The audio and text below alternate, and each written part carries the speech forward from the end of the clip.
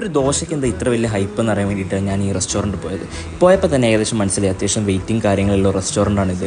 ഇത് കാരപ്പറമ്പുള്ള ദോശക്കട. Calcutta chats, bun porottas, അതുപോലെ ദോശ, ഇതൊക്കെയാണ് ഇവിടെ മെയിനായിട്ട് വരുന്ന ഐറ്റംസ് വരുന്നത്. നമ്മൾ ഏകദേശം 10 മിനിറ്റോളം വെയിറ്റ് ചെയ്തിട്ടാണ് നമ്മൾ ഇതിൽ ഉള്ളിൽ കയറിയത്.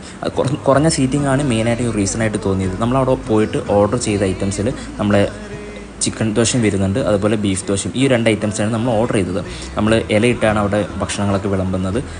3 തരം ചട്നികൾ കൊടുത്തിരുന്നു. അത് കഴിഞ്ഞ് നമ്മൾ ഓർഡർ ചെയ്ത ഐറ്റം വന്നു. അത് കിട്ടാൻ വേണ്ടിയിട്ട് നമ്മൾ കുറച്ച് നേരം വെയിറ്റ് ചെയ്തിട്ടുണ്ടായിരുന്നു. ഇതാണ് ചിക്കൻ ദോശ, പിന്നെ അതുപോലെ ബീഫ് ദോശയും. ഇത് 2 ഐറ്റംസായിരുന്നു നമ്മൾ ഓർഡർ ചെയ്ത ഐറ്റംസായിട്ട്.